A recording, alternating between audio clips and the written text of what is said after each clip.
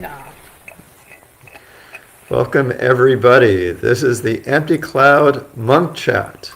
My name, we'll introduce ourselves and then maybe we'll do the homage to the Buddha. Yes? Sure. Okay. So my name is Bhante Jagaro. And my name is Aya Chitta. And we're here to answer your questions this evening. We try to answer your questions. Yes. So let's first pay homage to the Buddha. Namo tassa bhagavato arahato samma sambuddhassa. Namo tassa bhagavato arahato samma sambuddhassa. Namo tassa bhagavato arahato samma sambuddhassa. Buddhang Dhammang Sanghang Namasami. Okay, so welcome. I'll say hello to all the people in the chat that have said hello so far. So, hello, Richard from Bolivia, and Youngju, and Victoria, Karuna, the monastic cat cuddler. Wow, who's that? Wow, okay, we need to get the monastic cat cuddler to come here because we have a couple of cats that need some cuddling. Okay, Maria and Bhumika, I hope I pronounced that right. Welcome everybody.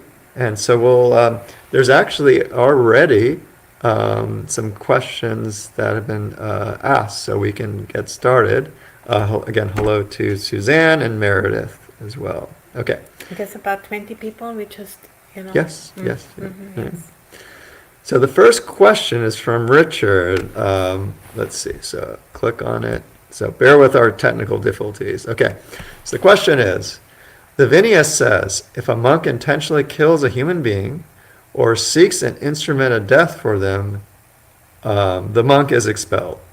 So even I'm not a monk, can't I help anyone who wants to end his life to die? Okay. Oh, look. The cat is coming. We have a monastic cat cuddler, perhaps. A job here. Maybe I could turn the camera so you can see the cat. There you go. Here's the cat. Okay, the She's cat. maybe sitting between us here. Okay. No, maybe. No. Wandering away. Okay, there goes the cat. Okay. The cat was just making sure we're doing things correctly here. Okay. Just doing an inspection. Okay. Did I get that? Is that fairly centered, Maya? Yes. Okay. I think it's good. Okay. So let me give this one a try. So the monastic rule around killing a human being is one of the most severe offenses. It's actually what is called the parajika offense, and if so, one who has committed a parajika offense is immediately expelled. There's no trial, there's no anything. It's just once you committed it, you're no longer a monk. Even if it isn't known, you would be no longer a monk, even you're not officially expelled, right? Yes, yes. So there's basically no ceremony. As soon as it happens, whether you realize it or not, you're done. And it's reserved for the most serious of offenses. And of course, as you might imagine, intentionally killing a human being is one of the most serious offenses one can commit. In fact, it's not just an offense that one would incur in a monastic sense. There would almost certainly probably be legal consequences in almost any country you're in. One of the things, though, that the rule is a little bit broader than maybe how the law defines it. So, for example, I think everybody would understand kind of an extreme example, picking up a weapon, going out and killing a person, that would be, and the person actually dies. That's an important part of this offense. The person actually has to die, and you actually have to intend to do it, and you carry out the action. Then you are committed a project offense, and then you're immediately disqualified from being a monk. Okay. Or a bhikkhuni. Or bhikkhuni, yes. So the Prajika rule is for bhikkhus and bhikkhunis, and it's I think it's formulated this exact same way. Yes. This one, yes. Yeah. Yeah. Okay. So there's also rules that are related to this. So it's not just, so it can be any physical action I take, but it can also be something where I encourage somebody else to carry out the act. So if I were to, let's say, ask somebody to kill somebody else, and this person goes out and does this, and the person dies, I would still be committed a project offense, even though I didn't physically do that action. The action is not necessarily physicality. It could also be speech. Okay. So one has to. So this carries into things like an extreme case would be like advocating for somebody to die. Let's say you're angry at somebody, and you're like, I want this person to die. And you tell somebody else, go do this, and the person goes does this, and the person does kill the person, then I would be I've committed a project offense. So it doesn't matter what the reason is. So it even applies to situations out of compassion, right? So an example might be something like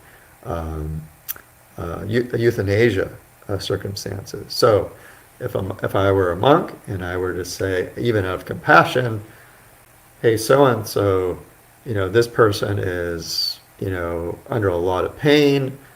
Please inject this substance so that will end their life. So even though the motivation might be out of compassion, it would still count towards the project offense. So this is what Richard's asking about. It's like, so what about, And for abortion as well. Hmm? For abortion as well. Yes. So we have to be actually quite careful at how we talk about things, because if we were to, let's say, start to, let's say, advocate for something, and the person actually carries that out, right? Let's say, as a monk, or say, hey, I think, somebody asks a question about abortion, and you'd say, oh yeah, I think abortion is a good idea, and the person actually carries out the abortion, then you'd be considered a project offense. So we have to be very careful with their speech. And so Richard asks, well, what about if I'm a monk and I want to help someone end their life? What does that mean for me? And I'm assuming that maybe the question, what's underlying this question is that, is this okay, right? Is like, am I doing something wrong if this happens? And so it's kind of worth kind of keeping in mind that we have a monastic rule for lots of reasons, and it's not just necessarily let's say to sort of prevent the sort of worst actions, is also to ensure that there's good harmony in the community, that the monks and nuns are upholding a good image, that they're inspiring other people. And there's a number of actually reasons that the Buddha gave for establishing these rules. And so to that vein, when we do anything, right, we can have a lot of motivations. And I brought up, like, the rules doesn't allow even for acts of, compassion. The Buddha was actually smart enough to realize that usually these kind of situations, it's almost always somebody is almost certainly going to be acting with delusion, at least mixed in there. So they may think they're acting with, let's say, compassion, but there's usually probably other things going on too.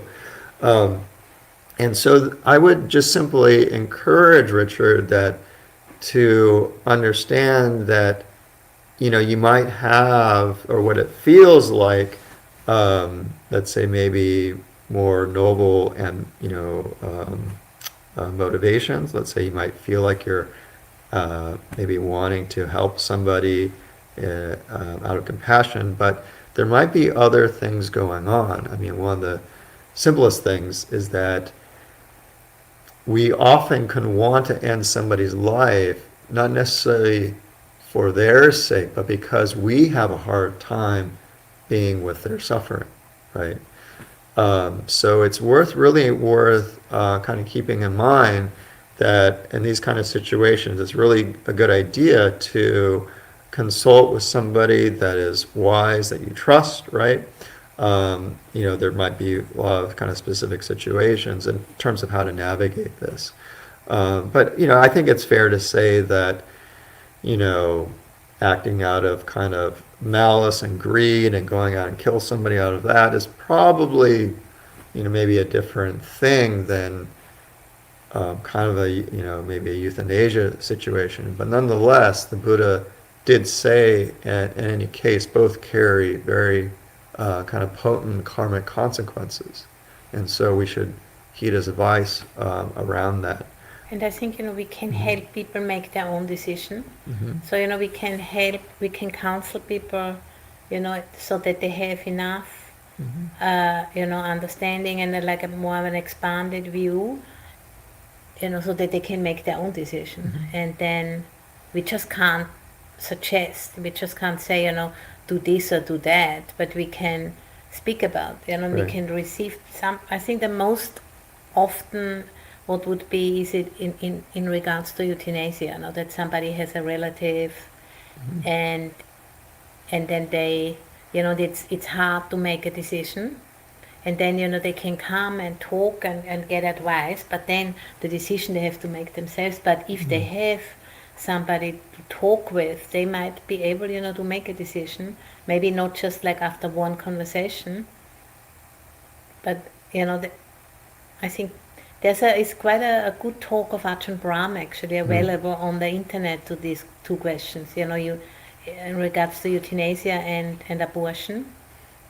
Because that every case is different, and to not at all say, we can't really, we are afraid to infringe our rules and therefore we don't want to have anything to do with your problem. That would be also not really the right thing to do.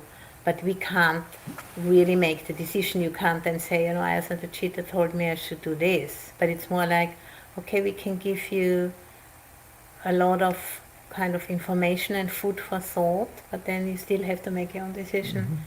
And I think that should always be the case, if you're a layperson or a monastic, that you can't tell anybody what to do when it comes to this severity of deed, but to help them, to find their own way and to not abandon them even they make the wrong decision, maybe, which turns later out to be wrong, but then it's already done.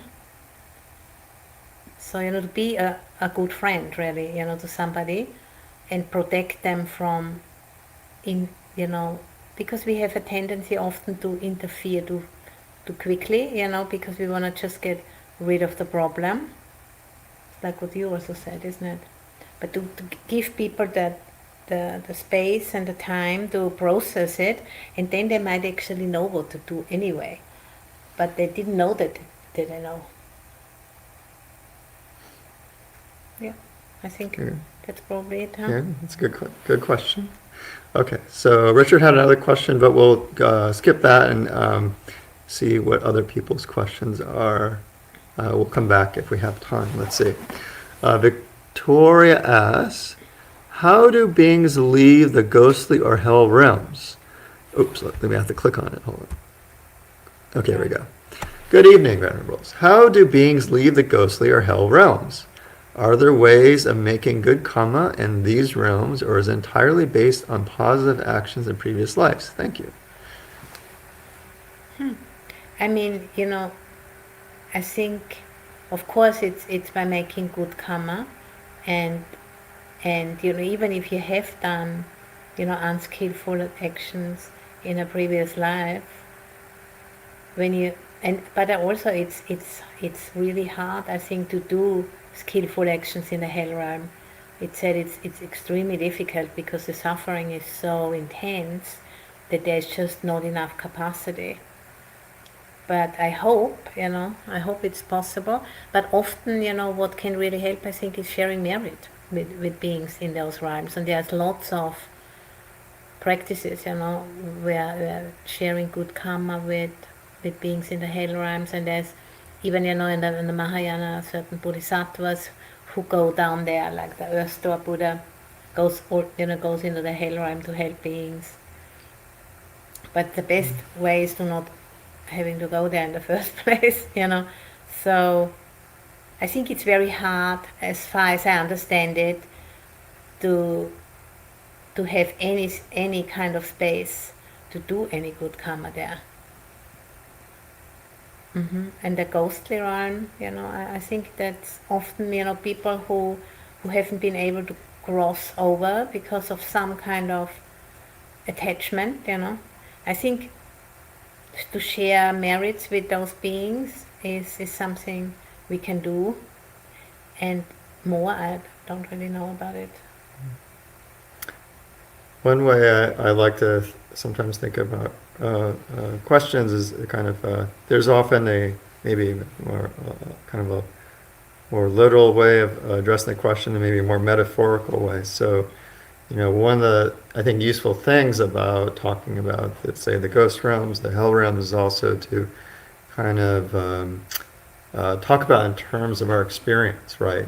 Because we can use, let's say, the ghost realms and the kind of insatiable hunger that we might feel, or whether we're sort of drowning in hatred and anger, right? And this might be a kind of a metaphorical analog to the ghost and hell realms that we can experience, and we may have experienced, or we may currently be experienced. And one of the qualities that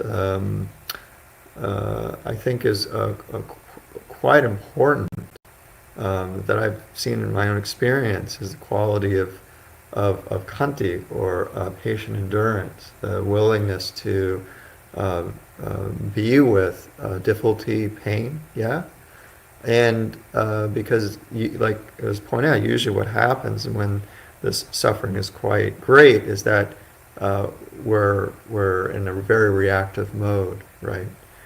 And khanti is often that quality that can allow us to have just enough space to slow down, to turn towards.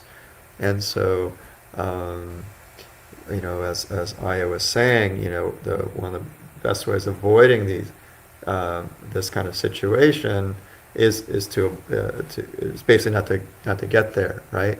So ahead of time, how can we develop khanti, right? So we can take our present experience and go, oh, can I, maybe it's not a hell realm right now. I mean, it's not like a hungry ghost realm, but maybe it's not perfect, and maybe that the mind is inclined towards being fussy or being, maybe critical.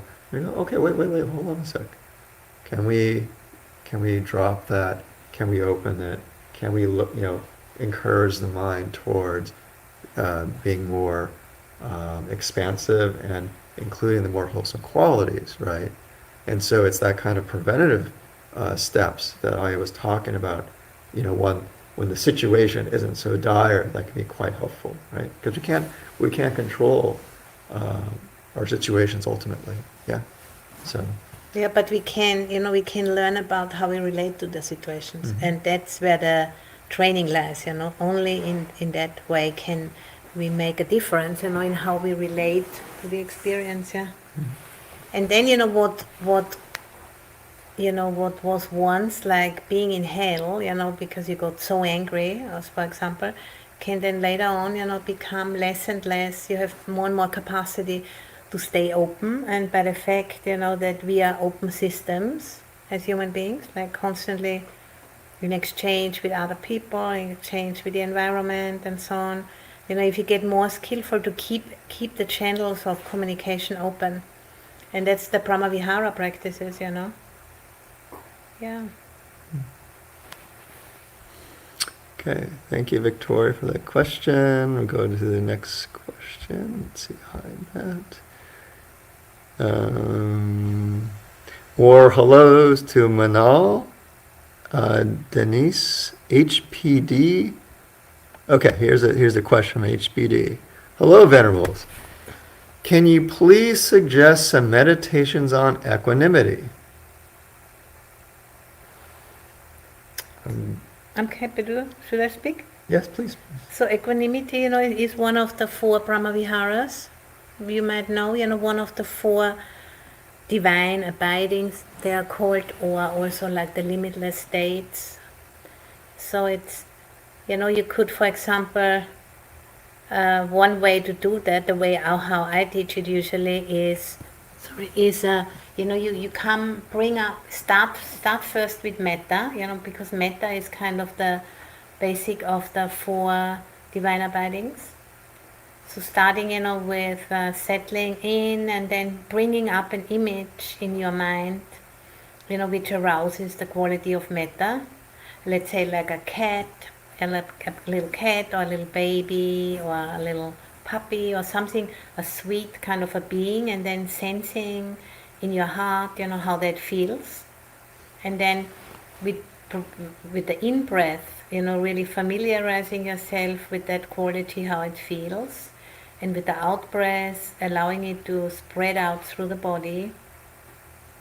And with the in-breath, you sense, feel how that quality. With the out-breath, you spread it out throughout your body.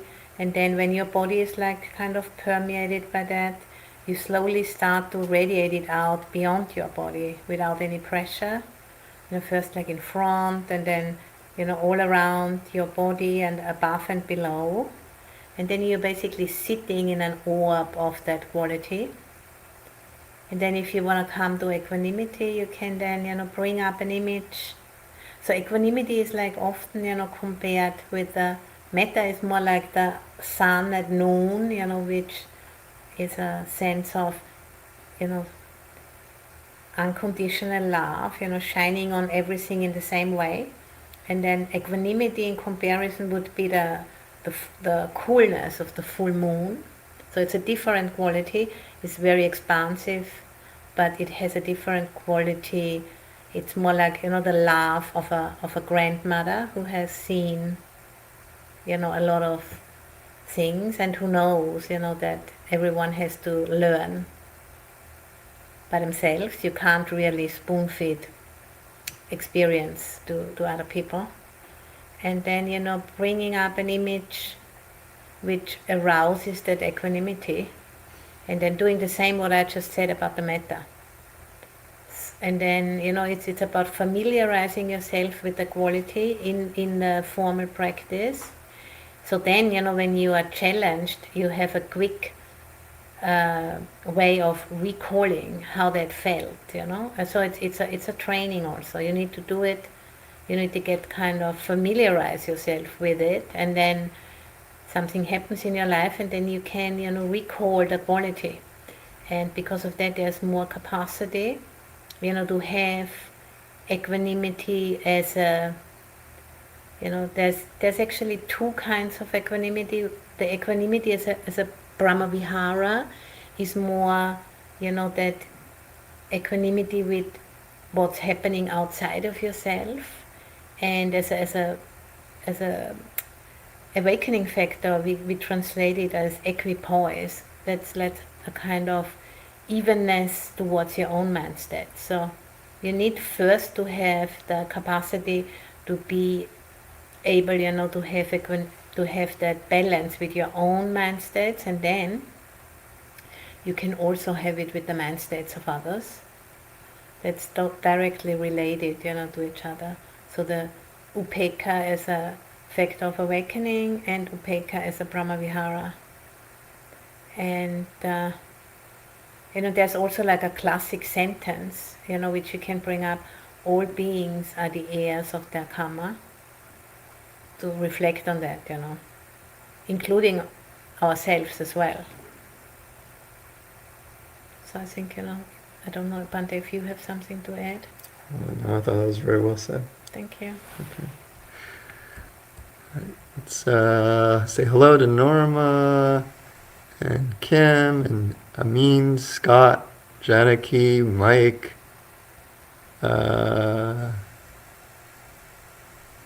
Ulysses has a hello and has a question.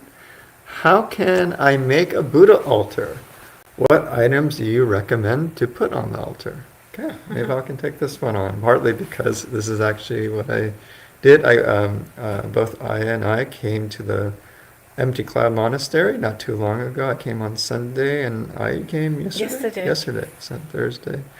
I'm a traveling, wandering monk, and so I actually have a little tiny Buddha Rupa about this big that I bring with me, so it's lightweight. And I also collect often gifts that people give me, and big things I usually try to find a good home for, but sometimes I keep the smaller things. And so recently I was in Montana, and there was a young 3-year-old who actually made it like a tiny little, like, I don't know, it's not even a bracelet, like a half bracelet.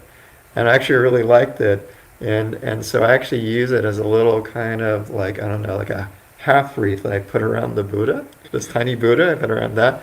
And then there was this young man, and maybe about 10 years old, that I met on Pindabat when I was also in Montana. And he actually just came straight up to me, and it was just like, "Oh wow, you're a monk, and I want to give you this." And it was like a little, I don't know what it's called, but it's like a little squishy toy, and it's like a, I don't know, like a squishy mouse.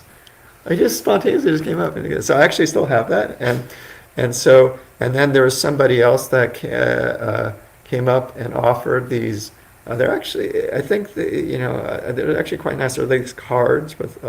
One has, I think they're like a Mahayana kind of, like a Mahayana, like a Bodhisattva, and like kind of like, I don't know, like a kind of like a pretty image. And then there's another person that drew on another card about this big, like kind of like a 3 by 3 inch card, like a little sunset image of watercolors. And so these are all like kind of really small things. And so I keep them with me. And so I just pull them out of my little case, and I just kind of set and arrange it. And there was actually also a little monk statue in the room, so I took that and put it up there. And so I just take things that have bring kind of a meaning, right? So these objects in and of themselves, if somebody else saw it, may not have any perhaps meaning to them, but because of the memories that I have associated with these objects. There's memories of goodwill, generosity, inspiration, right? And so when I see that, it's like, oh, okay. So I hope that gives you an idea. It's pretty much whatever you want to do. I can maybe, if I could have one more story. I remember I was actually never particularly into altars, especially as a more junior monk. And I remember going into this one monk's kuti. He was junior to me, but I step in, and I just kind of jump back, and I was startled because he had this huge altar with multiple Buddhas, and it was like gold and silver and just all these things around, and I was just like, whoa, it was really big, and it was really, but you can see, he was just looking at it, he had this big smile on his face, right? And so I remember that was actually a very useful experience, because I was able to pick up that many people actually use altars as a source of inspiration, as a source of and a reflection of their faith, their saddha, right? It generates energy. So it's a lot of this can sometimes come from your background, but even if it's not something that kind of comes naturally to you, like myself, sometimes when you just maybe go see somebody else that's very into making altars, that's maybe more faith inclined, you can get a feeling for why they're interested in it. Yeah. So Maybe also, so the other thing you can do, if you're not sure how to make a Buddha altar, is find a friend or find somebody that is really into Buddha altars and just kind of get a sense for why they enjoy it. And classically speaking, it has like Buddha statue and maybe a kunin and then some incense and flowers. That's the basics. But then you can have a photo of your teacher or people who inspire you, yeah. And for some people it's a great source of inspiration, yeah. Okay. Okay, so let's see here. Hello to Mary V.L. Hari, who also has I think I don't want to answer that one. Oh, okay. Well, what is the state of mind in first jhana? So,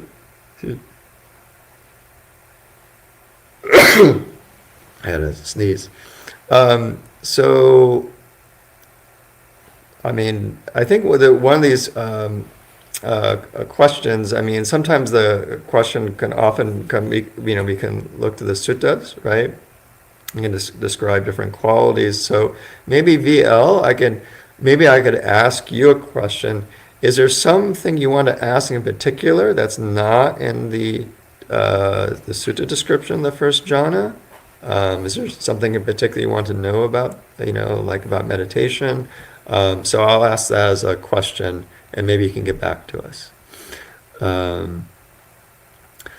Denise Guzman has a question. Is it useful to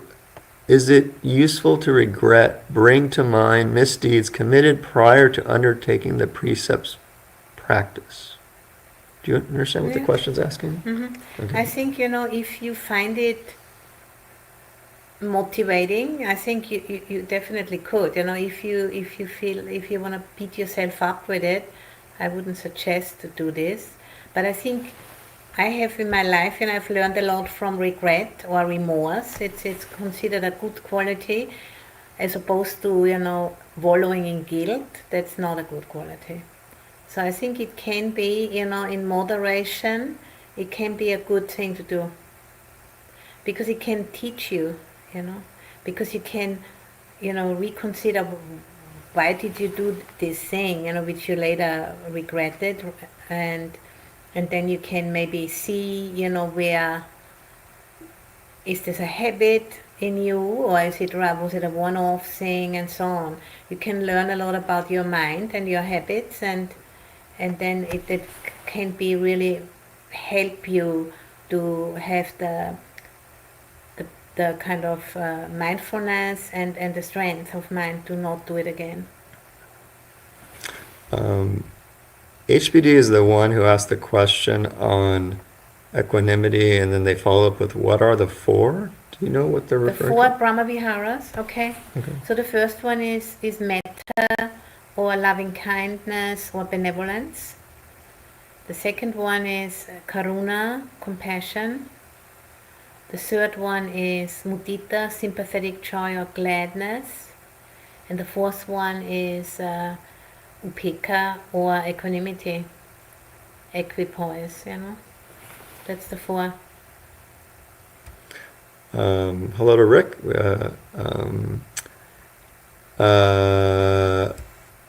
This is an easy question, so we'll each answer this. The question is, Venerables, how long are you both there? I'll be here for a little over a week. And I'll be here till Thursday next week. Okay. Jan, hello Jan. Question, what does it take to forgive someone for so many moments of anger? What is the true meaning of forgiveness? Well, let me give that a try. So I would, for forgiving, there's two ways of looking at forgiving. There's a kind of conventional way of forgiving, and that is, at least how I've perceived it in our culture, it's kind of like a public atonement of one's transgressions, so to speak. It's like somebody says, I forgive you, it's sort of like I'm willing to kind of allow you back into whatever fold. And so it's something that the other person does, right, for you. Whereas as I think the spiritual quality of forgiveness is something you do independent of anybody else. And what do I mean by that? So forgiveness is the willingness to not hold on to retribution. Yeah. Somebody does something that we find disagreeable, displeasing, we feel it's harmed us or somebody, somebody else, and we want to strike back, basically. We want revenge, we want retribution, we want some measure of, tit for tat justice. And forgiveness is basically saying, is the kind of a mature understanding that if I hold on to this anger, this desire to strike back, I'm actually harming myself. And so it's a desire, a willingness, a practice to relinquish that. And that's, of course, not necessarily easy for many people, because the tendency to, let's say, want to strike back, it's a common thing. If somebody hurts you, I hurt you back, and that's how we know, that's how we know not to do that again, right? But the thing is that, this that internal quality of wanting to hold on to that, it creates a huge amount of internal baggage, internal discord, agitation, and ultimately lots and lots of dukkha. So I think it starts by trying to get an understanding of how much it actually affects you and how much dukkha it produces within you to hold on to that kind of that desire, and then also to really recognize that that's what's going on. Sometimes we can try to pretend it's something more noble than what it is, yeah? And it's actually really important to just get really basic, and it's like, I want to do this. I want to see this. I want to see that other person maybe suffer, right? And so it's actually really important to acknowledge that's where the desire is, yeah. So I would encourage one to start with that, yeah. Start with understanding that that's a lot of what this is about, and that forgiveness is actually something for yourself. Do you have any I agree. thoughts? Yeah, in the end of the day, it is, and it's also connected. If you can forgive yourself, it's also much easier to forgive others, isn't it? If we can't forgive others, it's also because we can't forgive ourselves, and it's just it can be a long practice, to mature and to digest all of the stuff which is in the way, and to not be so hard, on oneself. Then it's also much easier to not be so hard on others.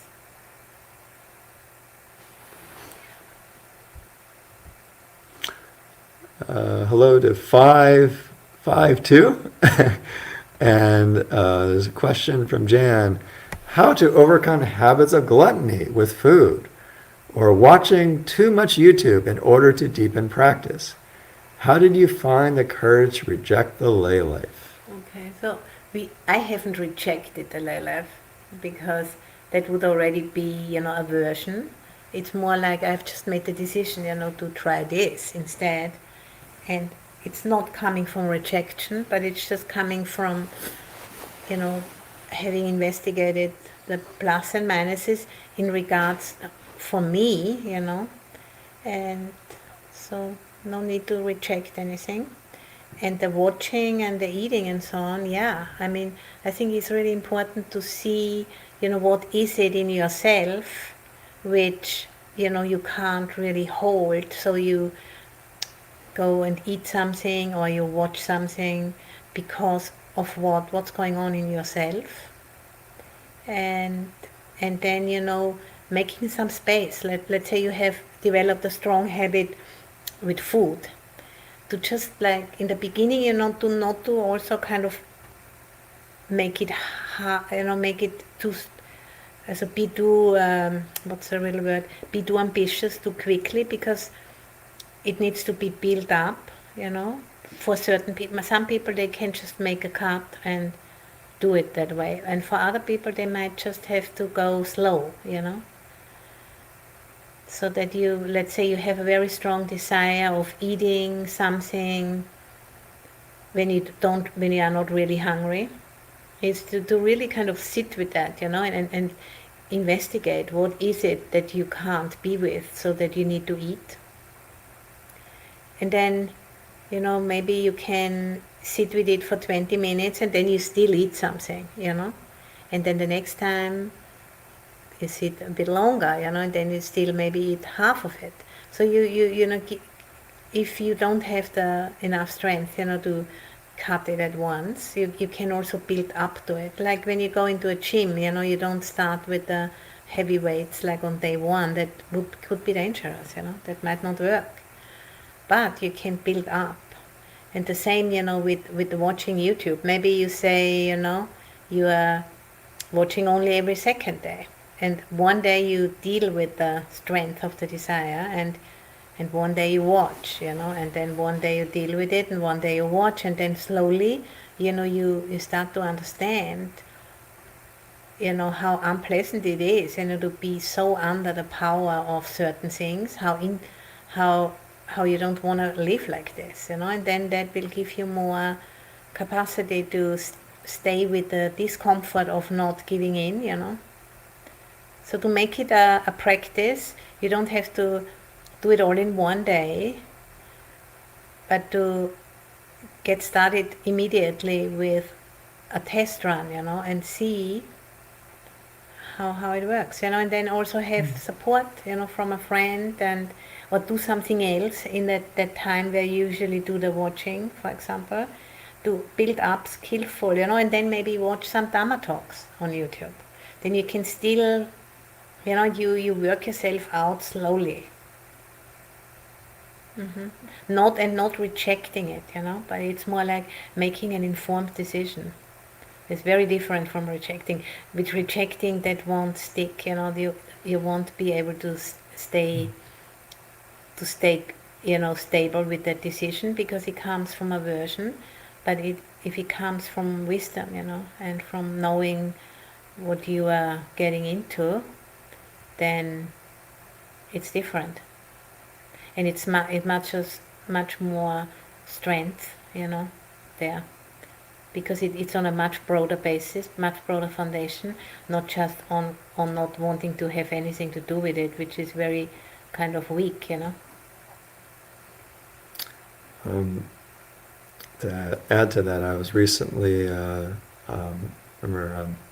speaking with some lay people, related to, let's say, kind of a context of YouTube, but most of the people these days, we use portable electronic devices, including most monastics, including myself, for example. There's a phone here, and one of the things I maybe suggest is to, let's see if I can show it. So this is a phone here, here, and you have it on. And couple of things to consider to as a kind of a way of starting to put the brakes on this. So there's a way of, I'm sure you know about this, is something called airplane mode, yeah? Up here, I'm trying to put the camera up closer, there's a little button that looks like an airplane, you push it, what happens? You might have to twiddle a little bit, but basically there's no cellular, no Wi-Fi signal, so it's basically now just a simple, much simpler device. Yeah, just a normal computer that can record things, take notes, right? You can, but the important part is that you can't just now go out and, watch YouTube. You can't, you're not going to get bombarded with a bunch of messages. It's a much simpler device, right? So that's one, right? Second thing you could do, of course, with these, and if you have a different device, it might require different steps, but turn it off. So these kind of phones, you hold I think it's the volume up, and you get this little button, you just turn it off. Oh, hold on so I can do it. Slide, there you go. Yes, people are laughing here because they're like kind of starting to you're like kind of like recoiling. I can't turn off my phone. I remember, so I was talking to these lay people. I'm like, look, you can turn off your phone. And they looked at me like if I was crazy, like it's like there's no way I can turn off my phone, no, really, you can. You can turn it off.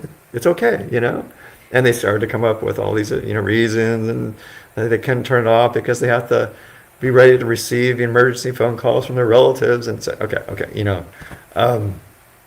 So the point is that when this starts to happen, what's really good to do, if you start to feel your mind starting to react and starting to come up with whatever reasons, turn inwards and the mind's churning this, but what does that feel like,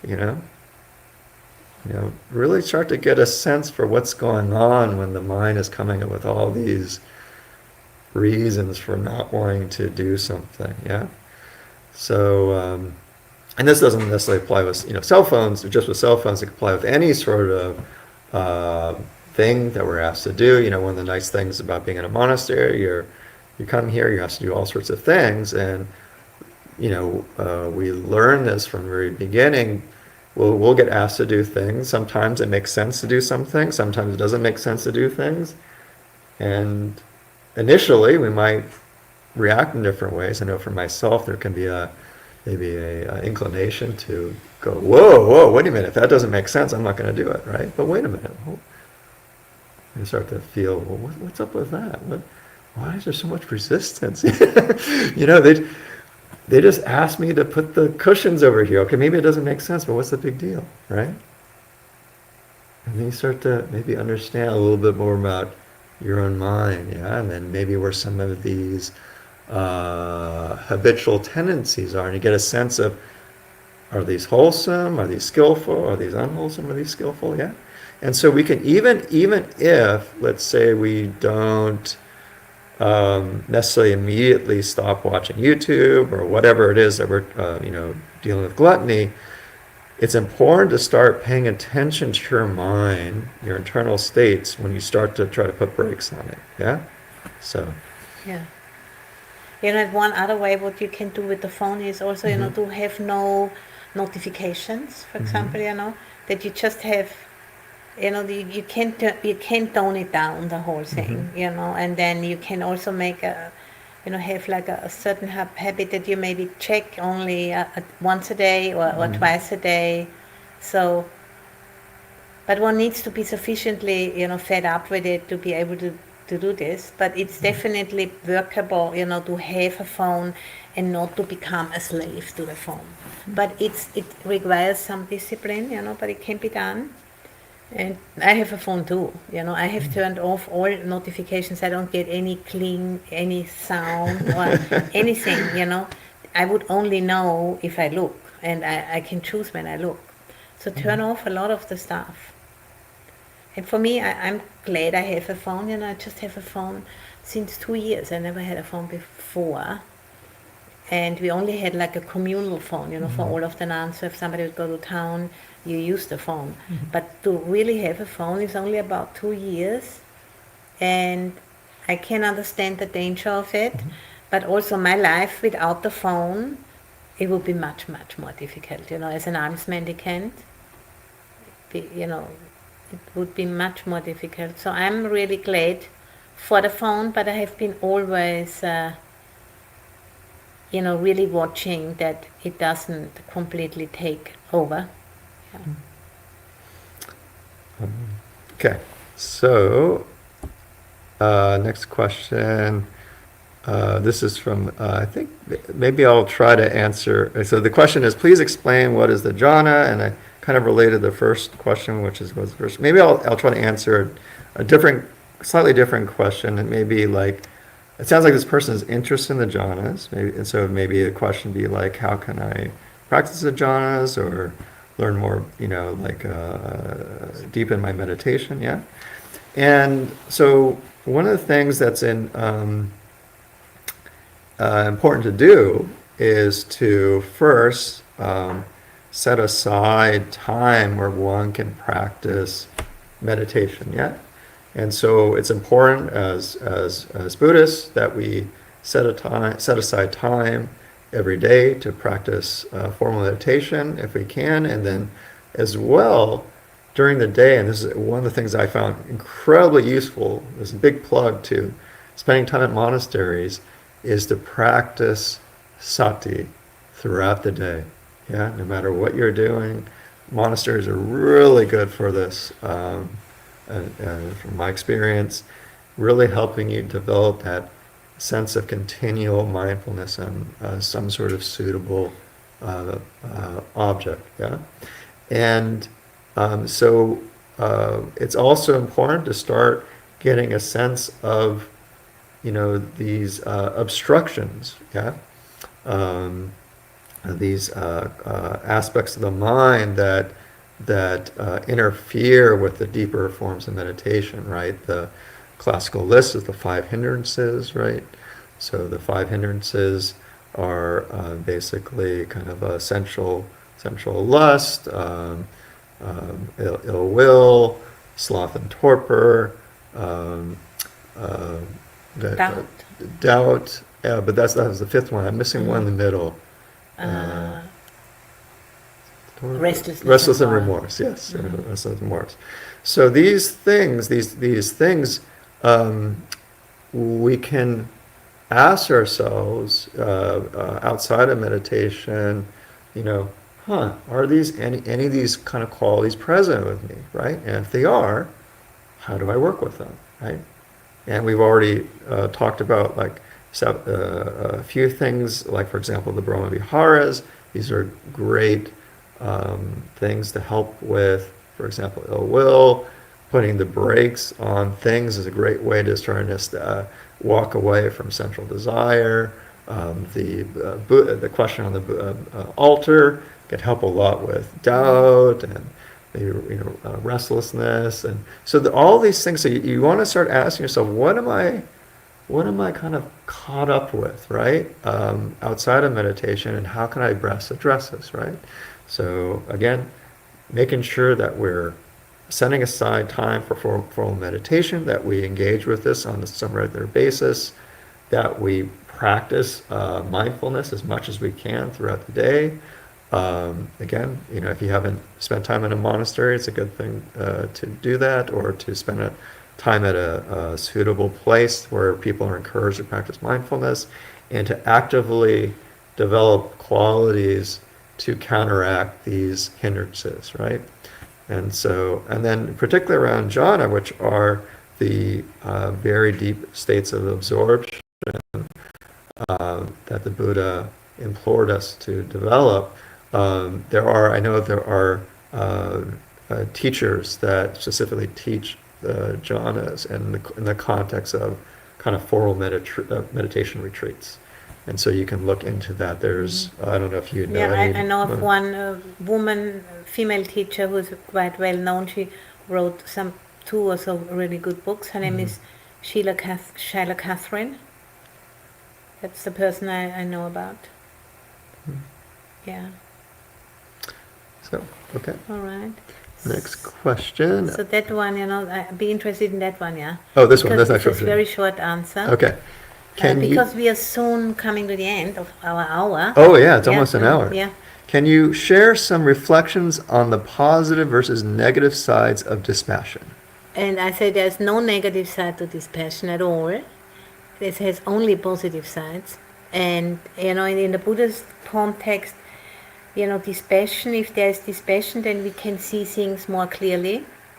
And if there's a lot of passion, we see things like colored, And the practice is there, to basically wash away those layers and layers and layers of coloring, which are basically produced by the passions, either the passion to want more or the passion of not wanting. And the practice is really all about removing those layers, those filters, so you can see more clearly, and then the mind will adapt. And how the mind adapts is that the mind becomes more and more open and less interfering and mixing in its personal preferences. So it has no negative side to it. In terms of a worldly context, it would probably, people would think, yeah, because then people don't do so much shopping and it's not good for the economy. And in the context of capitalism, dispassion is probably has a lot of negative sides, but in the context of the Buddha's teaching, there's no negative sides to it. Next question. Let's see. I quite liked your analogy of upekkha as being like a grandmother's wise gaze. Could you provide any similar analogies for differentiating karuna and mudita from metta? I mean, I could, and that would be the last thing we do today, isn't it? Yeah. So I said, the upekkha is like the laugh of a grandmother, who has seen everything under the sun, and it's a cool laugh, And then metta would be more, I would imagine, it's the laugh of a mother who wants to protect her child, that's how it's explained in the suttas, isn't it?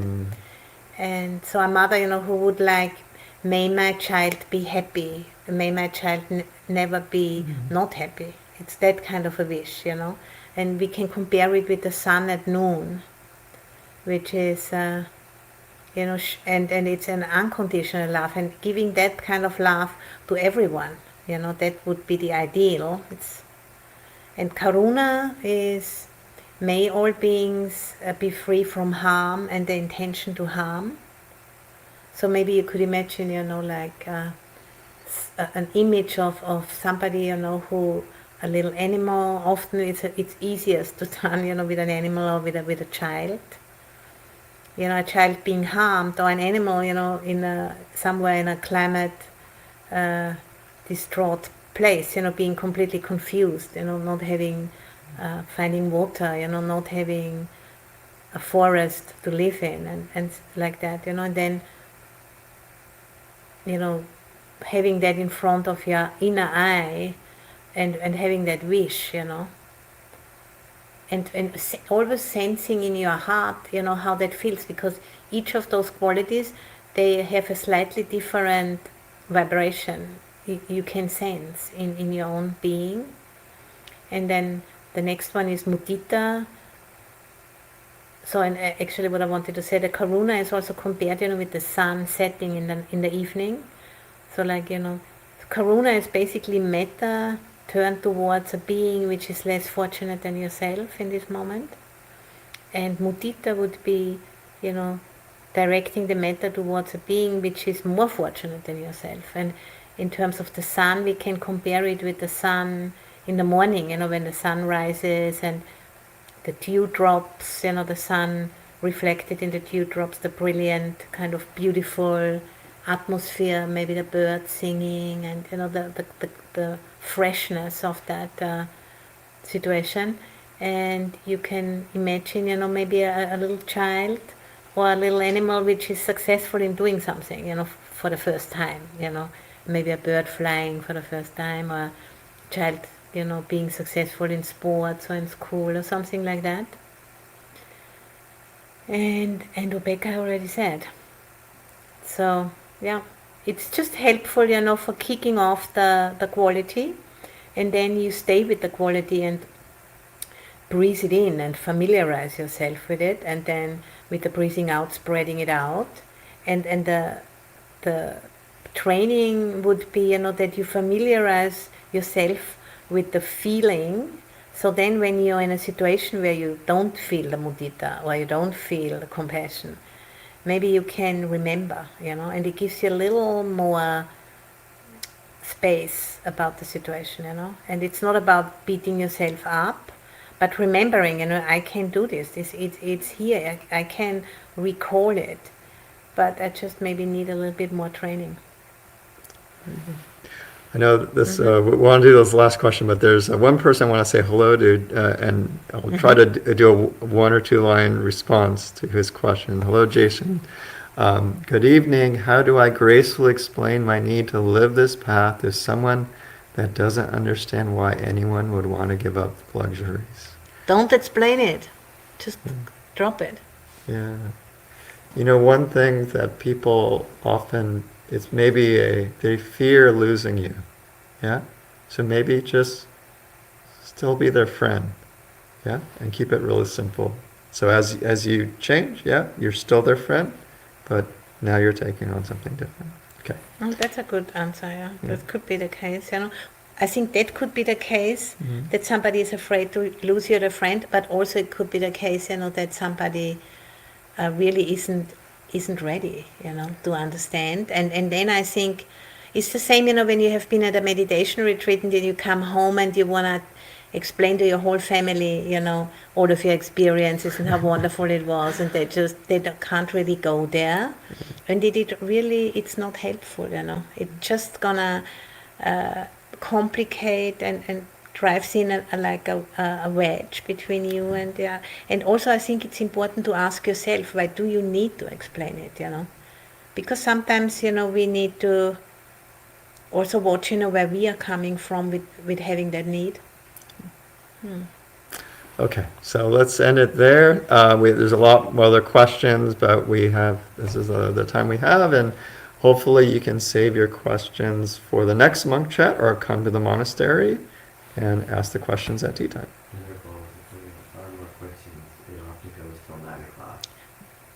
Oh yeah, well we're gonna edit. This is too long for me.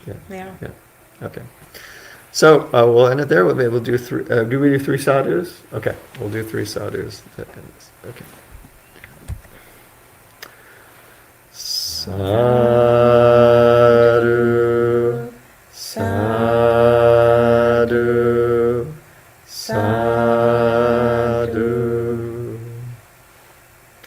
Okay. Well, Bye-bye. Bye-bye. Thank you for coming.